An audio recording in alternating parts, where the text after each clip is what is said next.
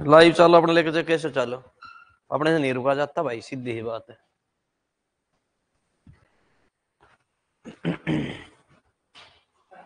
तो पहले दो बच्चे जुड़ रहे थे, कौन कौन है ये?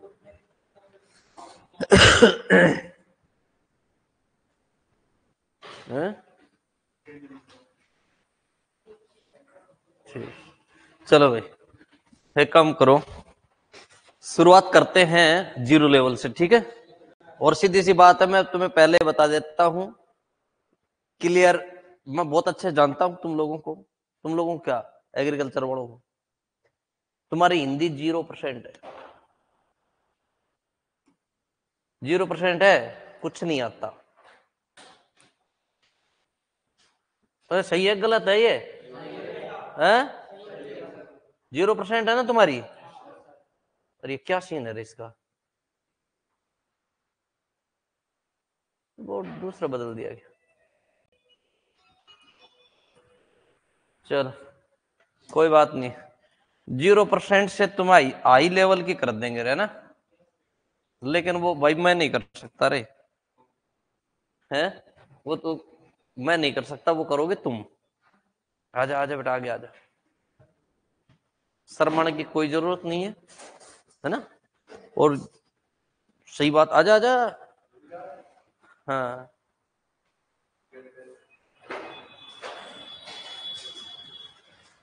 जब तक एक चीज और सुन लो रे, जब तक तुम्हारे बैच में बच्चियां नहीं आए तब तक पढ़ाई पर ध्यान रहेगा तुम्हारा।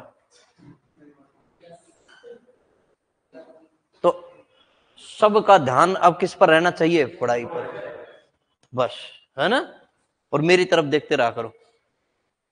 शुरुआत करो, मैं व्याकरण से शुरुआत करूंगा भाई, है ना? व्याकरण, अब लोग जो पढ़ने वाले हैं ना, वो ये यहां से जीरो लेवल से, बिल्कुल जीरो लेवल से शुरुआत कर रहा हूं मैं। व्याकरण शब्द लिख दिया है। व्याकरण शब्द किससे बना है? व्याकरण जो शब्द है वो किससे बना है? तो बेटा याद रखना, ये जो शब्द है ये बना है वी प्लस आ प्लस कर्ण को छोड़िए, क्री, क्री का अर्थ होता है करना, प्लस ल्युट, और ल्युट का क्या शेष रहता है? अन्न। ल्युट का क्या शेष रहता है? अन्न। ल्युट एक प्रत्यय है, संस्कृत का है। क्री धातु है संस्कृत की, जिसका अर्थ क्या होता है? करना। क्रिया के मूल रूप को धातु कहते हैं। आप ऐसे भी कर सकते हो, वी प्लस आ प्लस करण, कोई दिक्कत नहीं है, व्याकरण है ना। ठीक है, तो एस के ने क्या बोला? संदेश, बेटा क्या संदेश दे रहे हो? हमारे पास संदेश भेजो लिखकर। चलो, तो हमने व्याकरण की शुरुआत की है, तो यह शब्द जो बना है ये वी प्लस आ प्लस क्री प्लस ल्युट से बना है। और ये बताइए मुझे कि व्याकरण किसे कहते हैं? जो व्याकरण पढ़ोगे, व्याकरण किसे कहते हैं? हाँ, किसी भी भाषा को, मेरे साथ साथ लिखो ना एक बार, व्याकरण पॉइंट डालो। और सुन लो, छोटी कॉपी कोई नहीं बनाएगा, और इतना बड़ी भी नहीं बनाना, ज्यादा से ज्यादा, हाँ बस इतना। हाँ ठीक, कितने का रजिस्टर लाया था? है? अरे 100 रुपए का क्या ला रहे हो? 70 रुपए का ले आना। ठीक है। हाँ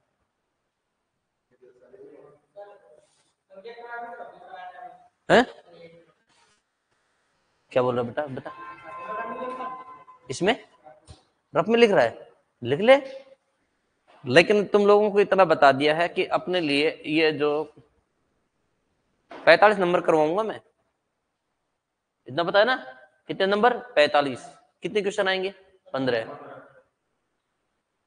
अभी जो पिछले भर्ती वाले जो बच्चे मिलते हैं ना, वो मेरे को बस इतना ही बोल के जाते, अरे क्या हुआ? मैं ये पूछता हूँ क्या रहा रे, बस वो मेरे को, हिंदी में तो 14 आए थे, बाकी सब्जेक्ट में रह गए, ऐसे बोल के जाते। 13 14 13 14 ऐसे नंबर आए हिंदी में। मतलब क्वेश्चन क्वेश्चन इतने सही करके आए बच्चे। तो अब भी देख लेना आप लोग, ऐसा ही सही करके आओगे, लेकिन तुम्हें उसमें प्रैक्टिस करनी पड़ेगी, मेरे साथ साथ करना, मैं करवाऊंगा आप लोगों, है ना? तो यहां पर लिख लो व्याकरण जो शब्द है। अभी तो अगर किसी के पास अगर कोई रजिस्टर नहीं लाया है रफ में लिख रहा है लिख लो, लेकिन है ना एक तरीके से नोट्स बहुत अच्छे बनाना, बहुत कम आएंगे। 2026 में है ना तुम्हारे एग्जाम, लगभग 1 साल ही मान लो। अब 1 साल तक बढ़िया नोट्स तुम्हारे काम आएंगे, कोई पुस्तक लाने की कोई जरूरत नहीं रहेगी। ठीक है, तो लिख लो व्याकरण शब्द है, ये किससे बना है? ये वी प्लस आ प्लस क्री प्लस ल्युट से बना है। और व्याकरण किसे कहते हैं? तो देखो, भाषा को शुद्ध रूप से बोलना, पढ़ना, भाषा को शुद्ध रूप से बोलना, पढ़ना तथा लिखना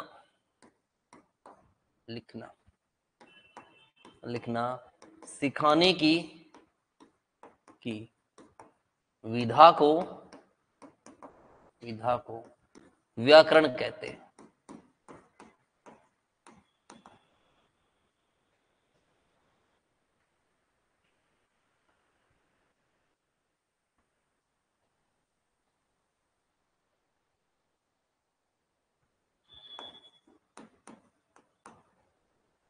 भाषा को शुद्ध रूप से बोलना, पढ़ना तथा लिखना सिखाने की विधा को क्या कहते हैं? व्याकरण।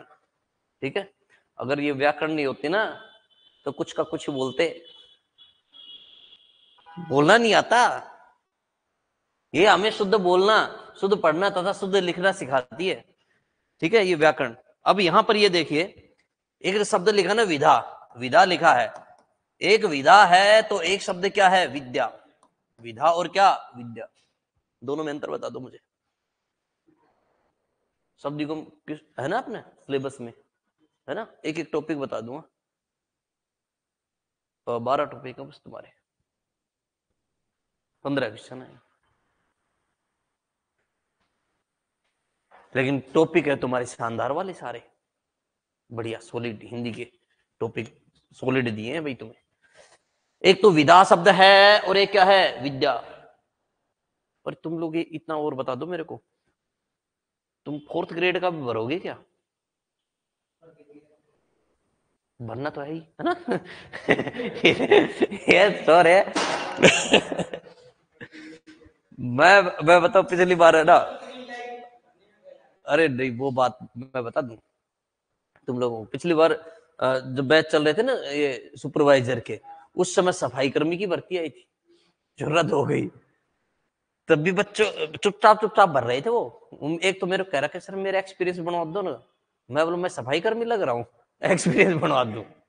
अब तुम लोग, मैं बताता हूँ, नौकरी न छोटी न बड़ी। तुम्हारी एग्रीकल्चर सुपरवाइजर पेमेंट देख लो इतनी है, 4th ग्रेड बराबर ही। कहाँ पेमेंट ज्यादा है? बस नाम लग गया सुपरवाइजर, है ना। गांव में कहते मैं सुपरवाइजर लग रहा था तो पता नहीं जैसे कलेक्टर लग रहा हो। और एक बार हिंदी में कृषि पर्यवेक्षक, तो ये पर्यवेक्षक कौन है? और चाहे अनपढ़ इंसान हो उसको भी कह दो सुपरवाइजर, अच्छा सुपरवाइजर है ये। कितनी देखो इज्जत, शब्दों के ऊपर ही चलता है खेल पूरा, है। हाँ, और एक देखो, एक तो बोल दे डी ग्रुप में लग रहा है, और एक चतुर्थ श्रेणी में है, कहते चपरासी है, चतुर्थ श्रेणी चपरासी हो गया। और एक कहते डी ग्रुप, मतलब अच्छा कौन सा रहेगा? D group. चपरासी सुनना अच्छा नहीं लगता ना, तो वो डी ग्रुप में सारे चपरासी है, चाहे रेलवे में हो चाहे इसमें।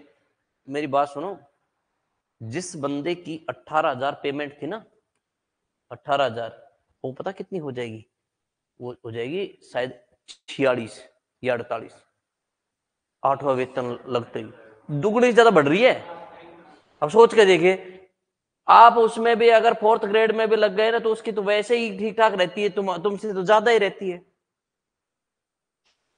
सुपरवाइजर से तो वैसे ज्यादा रहती है उसकी पेमेंट। तो उसके लिए मैं आपको इसलिए बता रहा हूं, अपने को नौकरी चाहिए। अगर डी ग्रुप में लग गए, कम से कम पैसे तो आने शुरू हो जाएंगे। उसके बाद में तुम और किसी चीज की तैयारी कर लो, कहां लिख रखा है तुम उसी में रहो। हिम्मत होनी चाहिए। लगने के बावजूद भी आप लोग बताओ सुपरवाइजर तैयारी कर सकते हो कि नहीं कर सकते? कर सकते हो, जिक के पढ़ोगे, है ना। बस एक चीज थोड़ी सी तुम्हें दिक्कत करेगी, एक तो मैथ और एक क्या इंग्लिश, बस। अच्छा मैथ के भी कितने क्वेश्चन आ रहे, शायद 10 क्वेश्चन है, 15 क्वेश्चन इंग्लिश के, कितने 25 हो गए, बाकी तो सारी तुम यहाँ पर हो जाए 30 प्रश्न आएंगे, 30 प्रश्न आएंगे हिंदी के। इसलिए मैं बता रहा हूं यहां कर जाओ ना कमाल, बढ़िया है? हाँ चतुर्थ श्रेणी में 30 क्वेश्चन आ रहे हैं हिंदी के। बेटा मुझे पता है, मैंने बता दिया। 15 क्वेश्चन किसके हैं, मैं उसके इंग्लिश के, बाकी किसी का 5, किसी ऐसे कंप्यूटर के 5, साइंस के 5, जीके के 5, 10 ऐसे दे रहे। तो सोच के देखिए तुम्हारा सिलेक्शन करवा सकती कि नहीं करवा सकती, है ना? तो यहाँ तो इसका मतलब यह है कि इसको अच्छे से पढ़ लो। और अरे यार ये तो मैंने क्या कर दिया, चलो। और मेरे को 101% पता है, मेरे को तो बताओगे नहीं, लेकिन चुपचाप चुपचाप चतुर्थ श्रेणी भरोगे जरूर। कोई बच्चा, और इसमें शर्म की क्या बात है, बैच चल रहे हैं, पढ़ा भी रहे हैं हम, ठीक है, बच्चे आ भी रहे हैं। विधा का अर्थ क्या होता है, धन। अरे यार पहले तो विद्या का अर्थ बताओ, विद्या का अर्थ क्या होता है, ज्ञान। शाबाश, विद्या का अर्थ होता है ज्ञान। तो विधा मतलब देख लो, पढ़ के देख लो, भाषा को शुद्ध रूप से बोलना, पढ़ना तथा लिखना सिखाने की कला, कला या क्या तरीका, ये कला है। व्याकरण एक तरीका है जो हमें क्या, शुद्ध बोलना, पढ़ना तथा लिखना सिखाती है। अब इसे व्याकरण कहते हैं। तो वैसे तो मैं किसके अनुसार क्या क्या परिभाषाएं होती है ना, पतंजलि ने क्या परिभाषा दी, डॉक्टर किशोरीदास वाजपेयी ने क्या दी, स्वीट महोदय ने क्या दी, जैगर ने क्या दी व्याकरण की परिभाषा ना। तो वो चीज ये अपने सिलेबस में ये आएगी नहीं, प्रश्न बनेगा ही नहीं। तो अपने को बस थोड़ी थोड़ी नॉर्मल बातें सीखनी है ना। तो व्याकरण किसे कहते हैं, तो क्या बताओगे, भाषा को शुद्ध रूप से बोलना, पढ़ना तथा लिखना सिखाने की विधा क्या कहलाती है, व्याकरण। ठीक है, व्याकरण का मुख्य उद्देश्य क्या होता है बेटा, इसका मुख्य उद्देश्य, इसका मुख्य उद्देश्य तुम्हारे सामने लिखा हुआ है, शुद्ध है ना। तो देखो ये इसका मुख्य उद्देश्य है भाषा का शुद्ध ज्ञान कराना, ज्ञान कराना, भाषा का शुद्ध ज्ञान कराना या नियमों का ज्ञान कराना, ज्ञान कराना। एक बात बताइए मुझे मैं तुम लोगों को भाषा का शुद्ध ज्ञान करवाऊंगा कि नहीं करवाऊंगा, मैं क्या करवाऊंगा, व्याकरण करवाएगी। एक बात बताओ, मैं कोई कोई विदेश से आया हूं कि मैं ही पढ़ा रहा हूं, पढ़ाते तो और भी हैं, है ना। लेकिन एक बात बताओ, कोई भी बंदा a + a = a होगा, होगा या नहीं होगा, कोई ऐसा पढ़ा देगा a + a = बड़ी, कोई नहीं पढ़ाएगा। बस केवल पेश करने का तरीका अलग होता है, बच्चों को समझाएं कैसे, तो वो चीज अलग है। लेकिन नहीं, यहां पर ये देखिए भाषा का शुद्ध ज्ञान कराएगी। और एक बात तो मैं इस व्याकरण में क्या पढ़ाऊंगा तुम लोगों को, नियम। क्या सिखाएंगे सबसे ज्यादा, नियम। तो क्या करवाना, नियमों का क्या करवाना, ज्ञान। भाषा का व्याकरण का मुख्य उद्देश्य बताओ क्या करोगे, भाषा का शुद्ध ज्ञान कराना। ये नहीं मिले तो क्या, नियमों का ज्ञान। व्याकरण के विचार कितने होते हैं बेटा, व्याकरण के विचार, व्याकरण के विचार होते हैं कितने, 3। कितने होते हैं, 3। नंबर 1 सुनो, नंबर 1 होता है वर्ण विचार, नंबर 1 क्या होता है, वर्ण विचार। नंबर 2 शब्द विचार, शब्द विचार। और नंबर 3 है वाक्य विचार, नंबर 3 क्या है, वाक्य विचार, वाक्य विचार।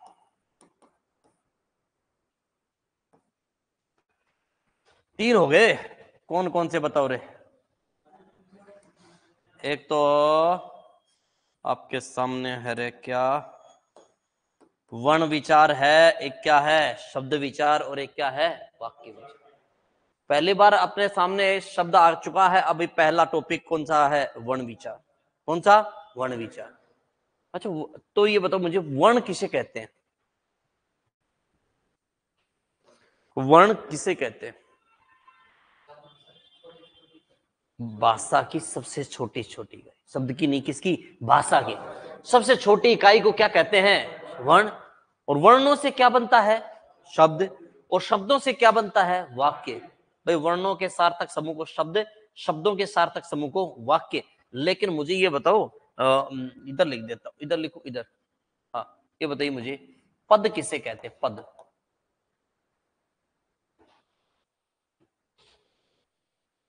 ये कृषि सुपरवाइजर में नहीं, ये महिला सुपरवाइजर में पूछा गया क्वेश्चन है। एक बार एसआई में और एक बार महिला सुपरवाइजर। पद विचार आता है। रीट, रीट में एक बस टॉपिक है इसका, पद बंद। टॉपिक तुमने हिंदी का पहली बार सुना होगा, पद बंद नाम ही पहली बार सुना है? पद परिचय सुना हुआ है बेटा तुम्हारा? 10वीं में पद परिचय चलता था, पद बंद नहीं चलता था। लेकिन कोई बात नहीं, चलने दीजिए, चला देंगे अपन, और भी चला देंगे। है तो यहां पर ये देखिए, पद किसे कहते हैं? बता दूं? विद्या कसम खाओ, बताऊंगी नहीं बताऊं? बता ही दो, है ना, एक बार और को। बहुत से बच्चे ना, गुरुजी, हाँ मैं, हाँ बोलो, आ जाओ ना। क्या, बस एक क्वेश्चन बता दो, एक। परीक्षा में नहीं कहते, जैसे गुरुजी निकल रहे हैं, गुरुजी एक बता जाओ ना, एक प्लीज। अब मास्टर पता क्या है, गुरुजी एक एक। लेकिन जब गुरुजी भी देखो, वो ऑब्जेक्टिव टाइप है ना, बता भी जाते थे लेकिन एहसास भी नहीं होने देते थे। कर दे ए बी में, कर दे, इशारा कर जाते थे। हैं, अब वो दो चीज बता दे, ए या बी में से, तो फिर एक इशारा भी दे जाते थे कौन सा करना। लेकिन अपने को वो इशारे समझ में नहीं आते थे। अपने तो करेक्ट बोलते ना, ए कर दे रे, ए तभी करके आते, है ना। तो यहां पर ये देखिए, इसके अंदर ये जो मैंने लिखा है ना, यहां पर पद, पद के अंदर यहां मैं लिख रहा हूं एक, ये लिखा है मैंने, बताओ क्या लिखा है मैंने? ये है, और पूजा तो है, मेरे को पता है। शब्द है, पद है, वर्ण है, वाक्य है, क्या क्या है? शब्द। और मैंने लिखा पूजा फिल्म देखती है। पूजा फिल्म देखती है, ये बताओ क्या है? क्या है ये? वाक्य। सही है, वाक्य है ना। इस वाक्य में ये पूजा क्या है? पद।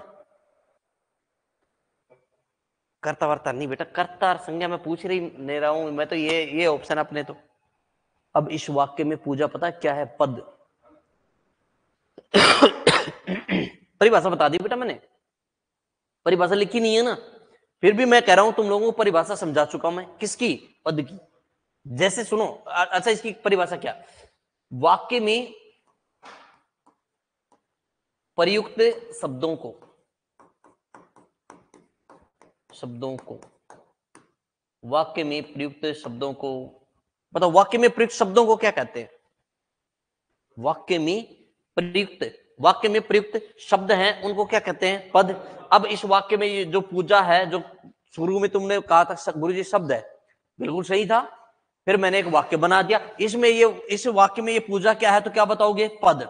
फिल्म क्या है? पद। देखती क्या है? पद। है क्या है? पद। अच्छा मैं इस वाक्य से हटा रहा हूं, मैंने हटा दिया है फिल्म, अब बताओ फिल्म क्या है? शब्द है। क्या है ये? शब्द। समझ में आ गई बात?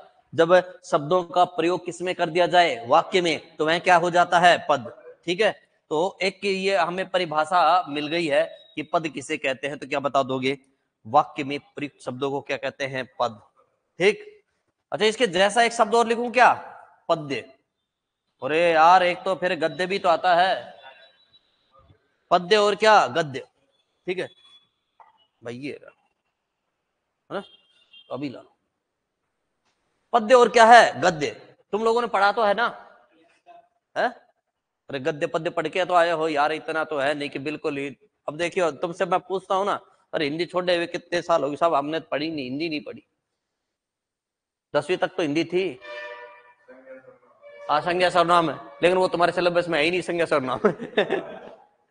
तुम लोगों ने को संधि तब भी नहीं है, जब पढ़ते थे ना छोटे स्कूल में थे, तब भी संधि नहीं आती थी तुम्हें, आज भी नहीं आ रही है। बताओ है कि नहीं है? बस तुम लोगों को तो व्याकरण के अंदर ये नाम सुने हैं, संज्ञा सर्वनाम। हाँ बस इतना ही था। और आज भी देख लो, तुम लोग इससे परेशान हो कि नहीं हो? परेशान जब पढ़ते थे तब भी याद नहीं था, आज इतने बड़े हो गए तब भी नहीं है, लेकिन अब हो जाएगा। मजबूरी है अब तो तुम्हारी। मजबूरी तो ये है ना, शादी नहीं हो रही, नौकरी लगोगे तो होगी, तो मजबूरी की बस पढ़ना पड़ेगा। हो जाएगी तो वो तो अलग चीज है यार। अरे वो तो करवा देंगे, नहीं तो इधर उधर से पैसे देकर इधर उधर लेके आएंगे, वो तो क्या।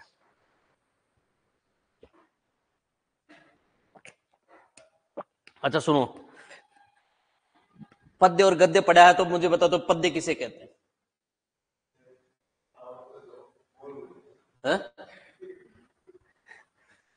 पद्य किसे कहते हैं? चलो मैं बताता हूँ। बता, इसमें एक बात बताओ मुझे, पद्य और गद्य में से देखो, पद्य में तो आती थी कविताएं, और गद्य में देखो निबंध उपन्यास कहानी भी आती थी ना। अच्छा अपने को गद्य लगता था क्योंकि उसमें कहानियां वानियां होती थी, और जो कठिन पाठ आ जाता था ना, वो कोई निबंध आ जाता था, अपन नहीं करते थे, मजा नहीं है सर इसमें, कहानी सुनाओ। और जब कविताएं शुरू होती थी तो दिमाग खराब ही, क्योंकि उसमें गुरुजी कहते थे कवि का भाव यह है कि कवि यह कहना चाहता है कि कवि के आज तक तुम्हारे आज से समझ में आया नहीं, आज तक नहीं आया कवि कहना क्या चाहता था। अब लेकिन है, एक बात बताओ, कविताओं को गा सकते हो क्या निबंध को गा सकते हो? किसको? कविताओं गा सकते हो ना, गा वही सकते हो जहां पर क्या मिलेगी, तुक लय, है ना। और जिसमें तुक लय गति यति का ध्यान दिया जाता है उसे कहते हैं छंद। क्या कहते हैं? छंद। राजस्थान में तो यार बहुत बोलते हैं कि उसने बहुत अच्छा छंद गाया। छंद मतलब कोई ऐसी गाना गाया। तो कविताओं को गा सकते हो ना, तो देखो छंदोबद्ध रचना, छंदोबद्ध रचना क्या कहलाती है बताओ? पद्य। छंदोबद्ध रचना मतलब क्या? जिसमें छंद हो, जिसमें क्या हो, छंद, क्या कहलाता है? पद्य। और इसको छंद होगा तो गा सकते हो छंदोबद्ध रचना पद्य। और छंद विहीन, छंद विहीन, छंद विहीन रचना बताओ क्या कहलाती है? गद्य। अब छंद नहीं है तो बताओ इसको गा सकते हो क्या? नहीं गा सकते। कहानी निबंधों को गा नहीं सकते। मैं क्या समझा रहा हूं पता है तुम्हें? अब इस चीज में तुम्हारे एक टॉपिक है जिसका नाम है वाक्यांश के लिए एक शब्द, है ना। वाक्य दे देगा उसके लिए एक शब्द। अब देखो परीक्षा में से आएगा छंदोबद्ध रचना को क्या कहा जाता है, तो क्या बताओगे? अरे छंदोबद्ध रचना को क्या कहते हैं? पद्य। पद्य बता दोगे। और छंद विहीन रचना को गद्य, और वाक्य में प्रयुक्त शब्दों को पद्य, या परिभाषा में पूछ सकता है। लेकिन एक चीज बताऊं, पहले इसका काम तमाम कर देता हूं, थोड़ी सी और क्या, चाय भी देते हैं तो इतनी सी देते हैं, बस इतनी। 5 रुपए वाले भी कहाँ है? जैसे हम छोटे बच्चे हैं, चाय पिएगा है, चाय नुकसान कर दे। हाँ एक बार मैंने तो भाई देखो, मैं बता रहा हूँ तुम लोगों को, कोई लड़का है ना, नहा धो के और बढ़िया से मतलब बालों में तेल तेल ज्यादा डाल के और बिल्कुल ऐसे बालों को चिपका के ऐसे आए हैं, तो उसको पता है क्या कहा जाता है? चंपू, है ना। ये बात भी मेरे को एक लड़की ने बताई, सर हम तो चंपू उसको बोलते हैं। मैं अच्छा, हमें तो पता ही नहीं था। लेकिन हम चंपू किसी और को बोलते हैं। किसको बोलते हैं सुनो, गद्य तथा पद्य से मिश्रित रचना, गद्य तथा पद्य से मिश्रित रचना क्या कहलाती है? चंपू। अरे हम तो पढ़ाई की तरफ से बता रहे हैं, याद दिला दिया ना तुम लोगों को। चंपू, चंपू नहीं बनना है अभी, है ना। तो कह रहा कि गद्य तथा पद्य से मिश्रित रचना क्या कहलाती है बताओ? चंपू।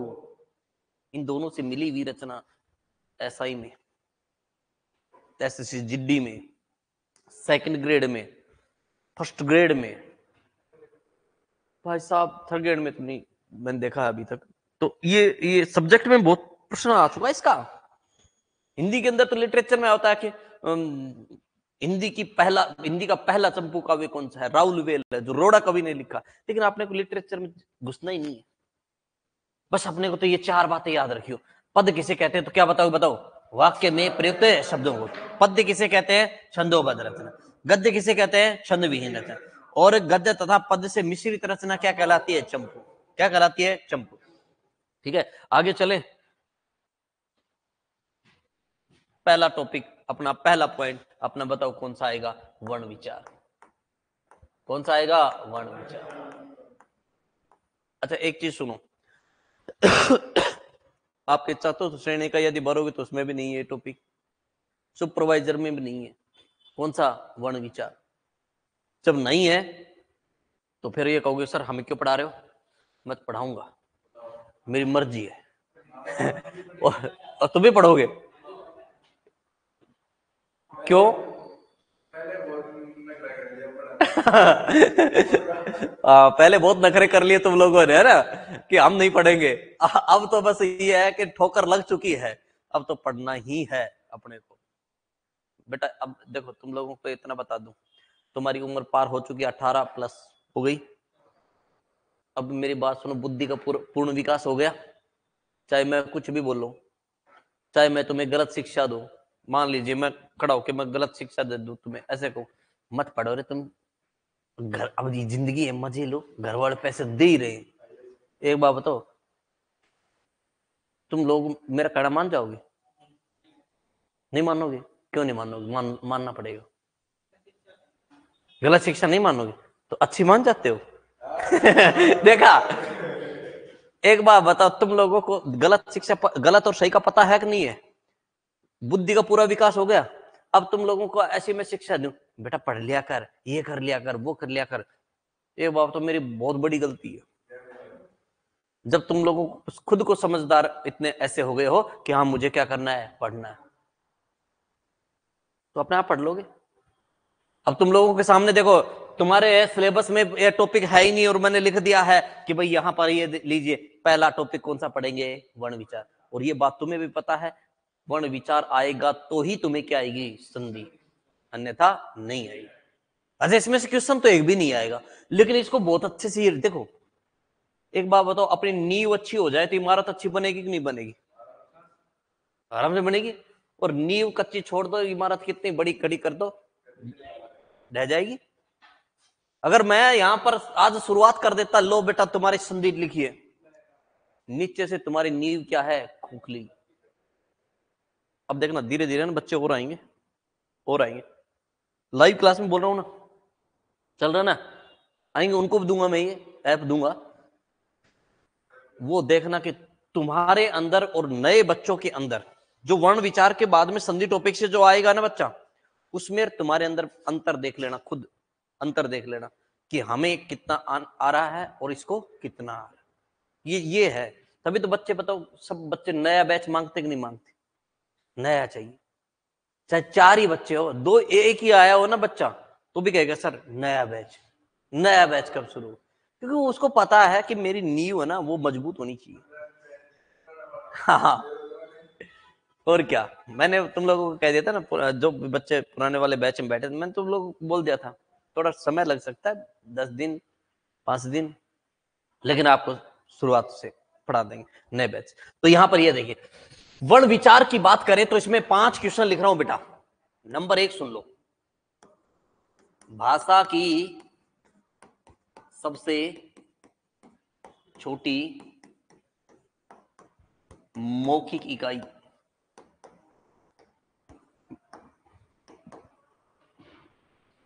भाषा की सबसे छोटी मौखिक इकाई।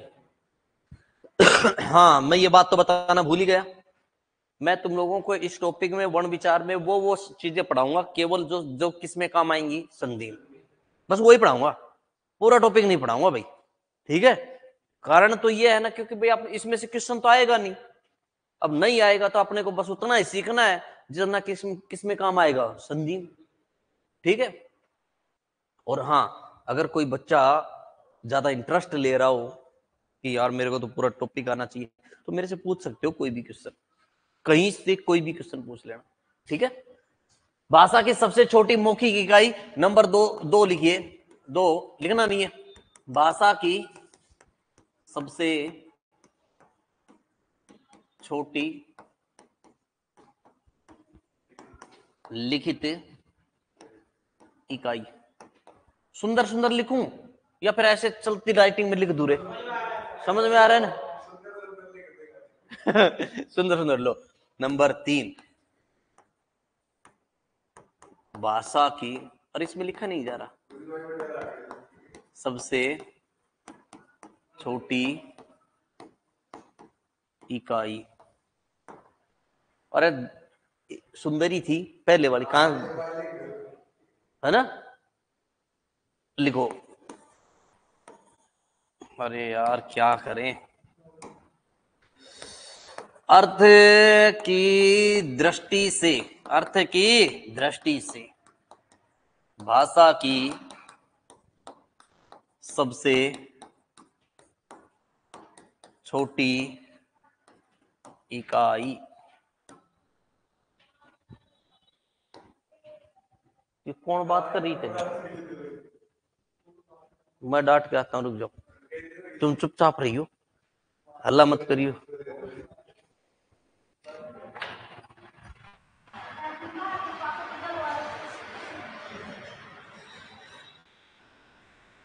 जगह अपना तो रुतबा ही काफी है, तुरंत दौड़ गया।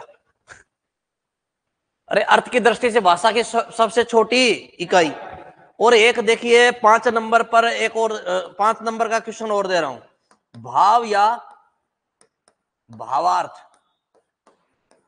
की दृष्टि से भाषा की सबसे छोटी इकाई। कितने क्वेश्चन हो गए ये? 5। इसके अंदर मुझे तो ये बता दो कि मैंने एक शब्द अलग अलग प्रकार से लिखा, वो कौन सा शब्द है? इकाई। कौन सा शब्द है? इकाई, है ना? अलग अलग प्रकार से लिखा है बेटा। मैंने ऐसा नहीं है कि मेरे को आता नहीं है तब मैंने ऐसा लिखा है, मैंने क्वेश्चन बनाने के लिए लिखा है।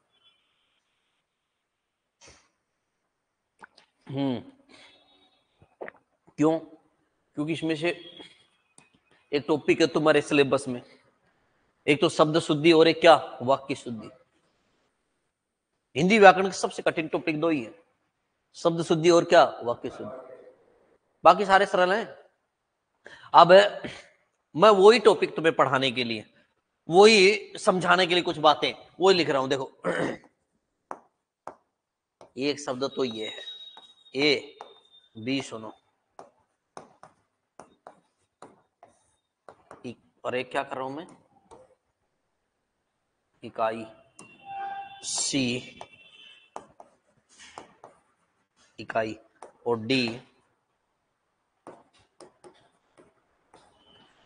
बताओ लिखा, लिख दिया ना? 4 ऐसे लिखे हैं इनमें, है ना? अच्छा इसमें से शुद्ध शब्द बताओ कौन सा है? है? एक बात बताओ, ये तुम बोलते हो तो मेरे को पता ही नहीं चलता कौन क्या बोल रहा है। ए उत्तर किसका? कोई नहीं। बी और सी और डी, डी में तो नहीं। अब देखो खुद को जांच लेना तुम किस लेवल पर हो। आधे आधे बता रहे हो, है ना? अभी मैं उत्तर नहीं बताऊंगा भाई, ये क्वेश्चन आएगा ही नहीं। अब ये कह दिया ना मैंने, ये क्वेश्चन आएगा नहीं, तो गुरुजी आएंगे क्या? मैं बता दूंगा 15 क्वेश्चन मैं दे दूंगा तुम्हें, कौन कौन से आएंगे मैं बता दूंगा। क्यों? मैं सब कुछ पढ़ा दूंगा तो उसी में से आएगा, ढूंढ लेना उसमें से कौन कौन से हैं। हैं? ये क्या हो रहा है भाई? इसमें भी है। देखो ए ऑप्शन, क्वेश्चन तो यहां से बनेगा बच्चों, इकाइयां। बी इकाइयां। सी इकाइयां। और डी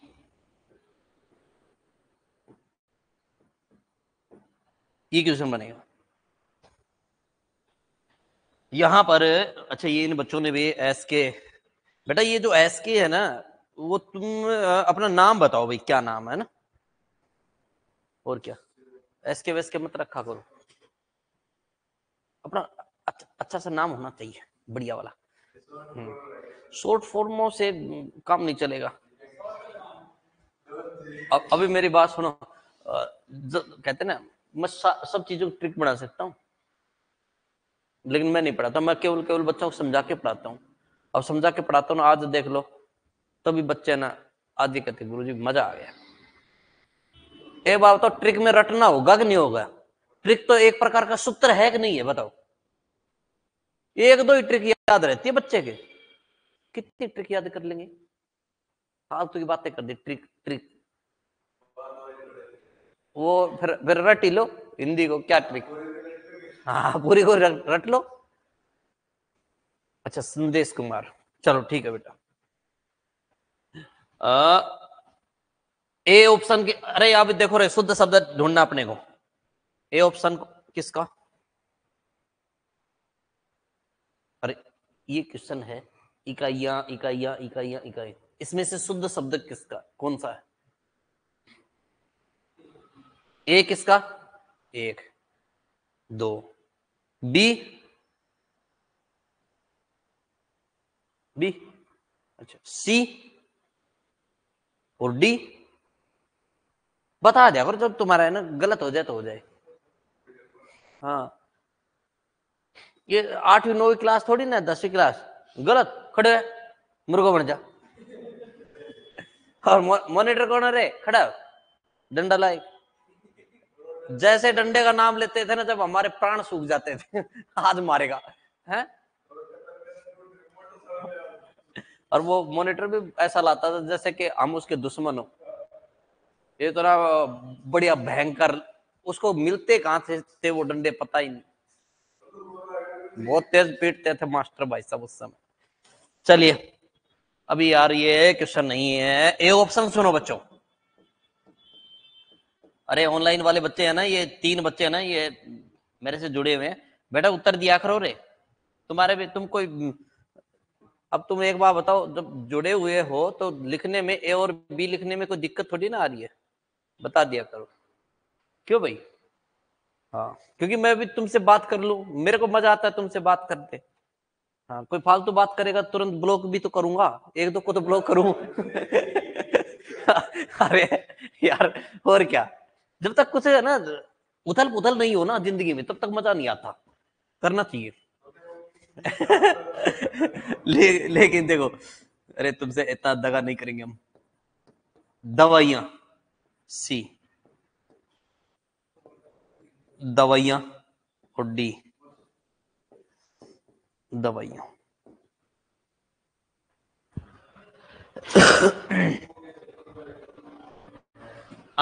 इसमें दवाइयां वाले में उत्तर अपना अपना सोच लो। ए उत्तर किसका? ए में इतने बच्चे हैं, बी, बी में बी हैं, सी और डी, डी। चलो ठीक, ऑनलाइन वाले देख लो, अब भी उत्तर नहीं दे रहे हैं। अरे दे दो, चलो कोई बात नहीं है, मैं तो भाई रुक नहीं रहा हूं अभी। ठीक है, नहीं नहीं, महिलाओं का सबसे पसंदीदा क्वेश्चन आ रहा है। साड़ियां बी, साड़ियां सी, साड़ियां डी,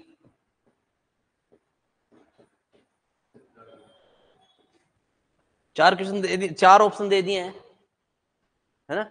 अच्छा मनीषा वर्मा ने इसका उत्तर बी बताया। अच्छा ठीक ठीक। ए उत्तर किसका? साड़ियां।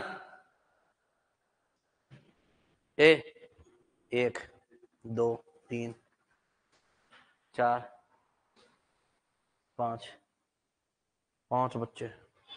अच्छा इसमें बी उत्तर किसका? कोई नहीं है। और अच्छा डी, मनीषा वर्मा इसमें डी बता रही है तो, अच्छा सी, सी और डी। तुम क्या साड़ी पहनते हो, तुम्हें पता चले हैं? लड़कियों को देख लो, पता है कौन सा शुद्ध है। मनीषा ने बता दिया। अब ये उत्तर भाई सबका देखो तुम्हारा गलत हो रहा है रे लड़को। चलो तो पत्नियां, पत्नियां जो सही बताएगा ना उसी की शादी करवाऊंगा, अन्यथा नहीं करवाऊंगा। जब तुम्हें पता ही नहीं है कैसे लिखे, क्या शादी करोगे? ए उत्तर किसका? पत्नियां। कोई नहीं है। बी कोई नहीं है। सी, सी तेरा। और डी सारे शादी करवाने लायक। अरे डी है। पहले तो ये बता रहा था सी। कोई बात नहीं, तो बच्चा अभी तेरी कैंसिल, अभी कैंसिल इसकी नहीं। तो यहां पर ये देखिए, हाँ संदेश ने भी उत्तर 3 बार लिखा, डी डी डी। शाबाश भाई, सबका उत्तर है। आप लोगों ने डी बताया है तो आपका उत्तर सही हो गया है ना। अब मैं तुम लोगों को अब देख लेना, अपना अपना उत्तर सोचना। मैं और भी लिख सकता हूं, श्रीमतियां, लड़कियां, नदियां, लकड़ियां, शक्तियां, भक्तियां, बहुत से लिख सकता हूं है ना। लेकिन कोई बात नहीं, छोड़ो उसको। एक नियम सुनिए, यदि कोई इकारांत स्त्रीलिंग शब्द है, इकारांत कैसा? स्त्रीलिंग शब्द, यदि उसके वचन में परिवर्तन किया जाए तो उसके अंत में इया लगाकर वचन में परिवर्तन करते और इसकी अंतिम ई का लोप हो जाता है। इसकी अंतिम ई का क्या हो जाता है? लोप। मुझे ये बताओ बेटा, इकारांत जानते हो? नहीं जानते? चलो तो सब चीजें जनवा दूंगा मैं। ये बताओ क्या है? राम, ये रमा, ये हाथी, और ये क्या है? गुरु, है ना। ए राम के अंत में बताओ कौन सा स्वर है? अरे राम के अंत में कौन सा स्वर है? एकारान। इसके अंत में बताओ क्या है? आ, तो ये क्या होगा बताओ? आकारान। इसके अंत में ई, क्या कैसा होगा? ईकारान। इसके अंत में उ, क्या होगा? उकारान। समझ में आ गई? अरे इसके अंत में स्वर बता, ये समझ गया तो क्या नहीं समझ? टेंशन में क्यों आए? ये उ, गुरु के अंत में उ, उकारांत। अगर आऊ होता तो आऊ का राम। बस वो, अरे स्वर के कारांत लगा दो यार, छोड़ो। अच्छा, स्त्रीलिंग शब्द के लिए अच्छा और अच्छी लगा के देख लिया करो। अच्छा लग जाए तो पुल्लिंग और अच्छी लग जाए तो स्त्रीलिंग। दीवार बताओ, अच्छा या अच्छी? नहीं यार, दीवार अच्छी है, अच्छा कैसे बनाओगे? दीवार अच्छी, स्त्री। पंखा बताओ मेरे को, पंखा अच्छा, पुल्लिंग हो गया। मेज अच्छी है, पेन अच्छा, और लड़का और लड़की ऐसे होता है ना। अब देखो सुनो, तो लिंक अब पता चल गया। इसका जो उत्तर जो बता रहा हूं ना, इसका उत्तर ए आएगा, सॉरी बी। क्या आएगा इसका? बी। निशान बी पर लगा रहा हूं, बोल रहा हूं ए, मैं पागल हो गया सुबह सुबह ही आज। यहां पर ये देखिए, इसका इसके अंदर मूल शब्द है ना बेटा, वो इकाई, इकाई शब्द ये है। अच्छा, इसके अंदर जो मूल शब्द है वो क्या है? दवाई। इसके अंदर जो मूल शब्द है वो है साड़ी। इसके अंदर जो मूल शब्द है वो है पत्नी। और पत्नी में इतनी छोटी या बड़ी देखो यो रे, दो पत्नी लिखी मैंने। पत्नी में ई छोटी आती कि बड़ी आती है? छोटी। ये बार है ना भाई, मैं तो सीधा बोल रहा, देख कोई नाराज हो है, नाराज हो लो, कोई दिक्कत नहीं। चाहे मेरे ऑनलाइन वाले बच्चे हो, चाहे मेरे ऑफलाइन वाले, बोलने में मैं रुकता नहीं हूं, बाकी अपना साफ है। ठीक है, तो सुन लो। अभी मेरे से एक जैसे मान लीजिए बहुत तुम में से डेमो लेने आए हो ना, है ना, क्या डेमो लेगा बेटा वैसा तुम, लेकिन बच्चे की भाई आदत तो होती है, लो ना खूब लो। डेमो तो तब लेता, हमें डेमो तो वो लेता है जिसको कुछ आता है, पूछे फिर मास्टर से। अब तुम लोगों का डेमो मैं ले रहा हूं, बताओ ले रहा हूं नहीं ले रहा, तुम थोड़ी ले रहे हो, मैं तो तुम्हें सिखा रहा हूं। इन चीजों से अपने को वो नहीं लगता, तो बड़ी आती है ना। चलो देखते हैं। वो एक बच्ची ने मेरे को क्या किया, जैसे अभी चल रहा है डेमो चल रहा है, एक बात बताओ, डेमो में मेरे से एक प्रश्न गलत हो गया, आधे बच्चे गायब हो जाएंगे यहाँ से। पता क्यों? आज ही गलत पढ़ा दियो, आगे क्या पढ़ाएगा ये, बताओ है कि नहीं है? अगर मैं 1000 प्रश्न सही कर दूं और एक मेरे से गलत हो जाए ना, तो हमेशा मेरे ऊपर कलंक लग गया। और ये तो गलत ही बता दिया, और परीक्षा में आवे कोई यो तुम्हारा कहने का तरीका देखियो, यही आएगा, देख लेना चाहिए, और इसी को गलत बता दिया। लेकिन कोई नहीं कहेगा कि उसने 999 सही बताए थे, सबसे पहले वो एक गलत बताया, वो आएगा। तो मैं बोला कि मैंने बोला कि पत्नी में ई कैसी रहती है, बड़ी, मैंने ऐसे बोल दिया, नी नहीं, नी छोटी नहीं होती, और वास्तविक बात नहीं होती। तो एक बच्ची ने मेरे को बोला कि सेकंड ग्रेड का बेचता हूँ, नहीं सर दोनों होते हैं। मैं बोला कहाँ लिख रखा है, किसी बुक में है? बोल नहीं, बोल मैं कहीं और कोचिंग की थी तो सर ने बताया था। अब तो मैं, बहुत से बच्चे तो मेरे को जानते हैं, उनको पता है कि मेरा दिमाग बड़ा खुराफाती है। मैं बोला हाँ भाई दोनों होते हैं। अब बच्चे सोच रहे हैं, सब बच्चों को इतना पता कि एक ही है, बड़ी ई होती वही शब्द शुद्ध, दूसरा ई छोटी है वो तो अशुद्ध है।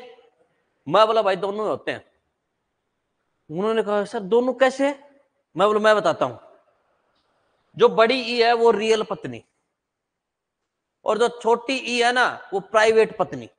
और भाई साहब, और वो गुरुजी हाँ यही बताया था। मैं फिर जमा करा दी, तो देख रहे अपन भी कितने खतरनाक आदमी है। कोई रियल, कोई प्राइवेट पत्नी नहीं होती, मतलब देख लो सुन लो, ये देखिए पत्नी एक ही है, वो भी कौन सी? रियल। बस, मतलब ये कैसी रहेगी? बड़ी। अरे पत्नी आ गई तो घर की माँ वही बन गई, घर को संभालेगी वही, बड़ी है कि नहीं है? तुम तो छोटे बन जाते हो। छोटे क्यों?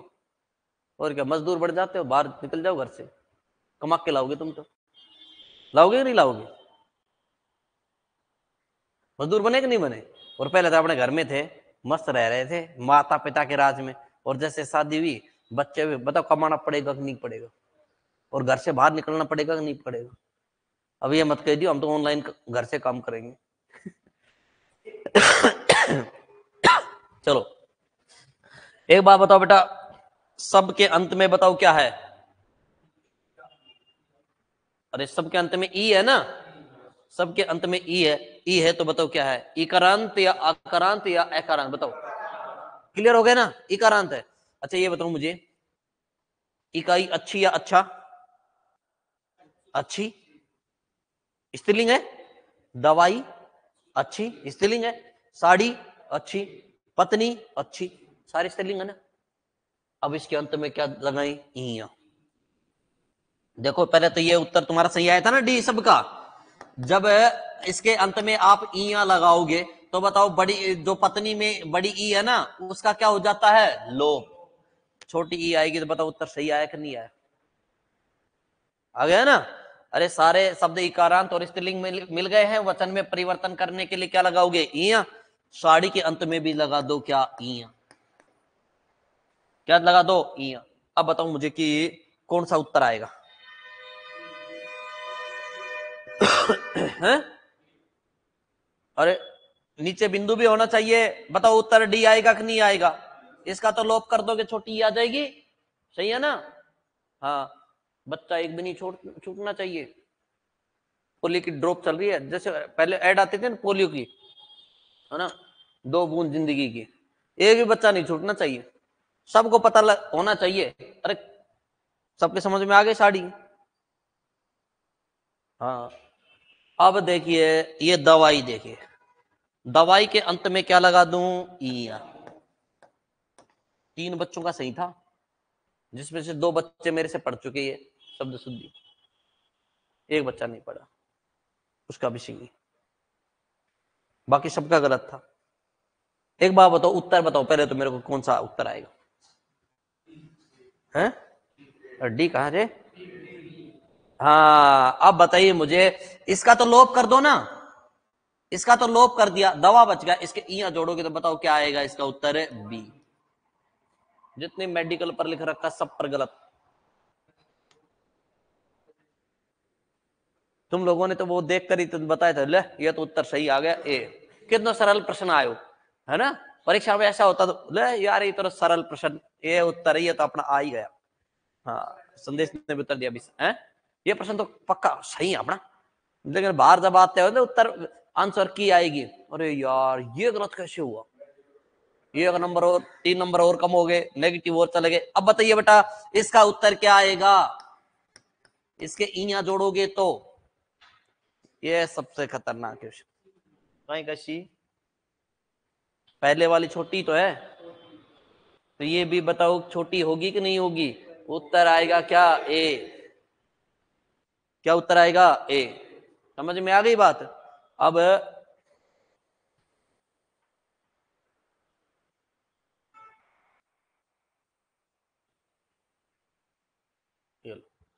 मैं शुद्ध कर देता हूं सभी शब्दों को। ये इकाई, ये इकाई, मेरे को कौन याद कर रहा है?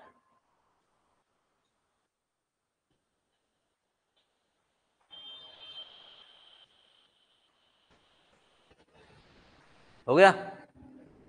और ये इकाई, ठीक है। भाषा की सबसे छोटी मौखिक इकाई की बात करें तो जानते हो? ध्वनि। भाषा की सबसे छोटी मौखिक इकाई कौन सी है? ध्वनि।